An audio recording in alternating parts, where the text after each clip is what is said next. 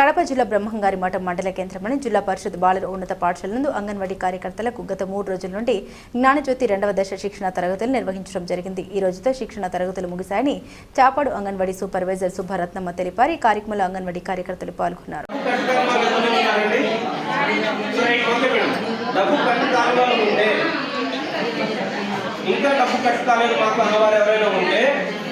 మీరు వీలైనంత త్వరగా బ్యాంక్ వెళ్ళి కట్ చేయించుకునే ప్రయత్నం చేయండి.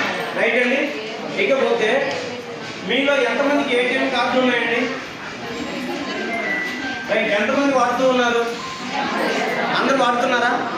ఫోన్పే వచ్చినప్పటి నుంచి చాలా తక్కువ మంది వాడుతుంటారని మా అభిప్రాయం. రైట్. గుర్తుపెట్టుకోండి, మీరు ఏటీఎం కార్డు వాడకపోవటం వలన మరొక 2 లక్షల ఉచిత ఇన్సూరెన్స్ మీరే నష్టపోతారు.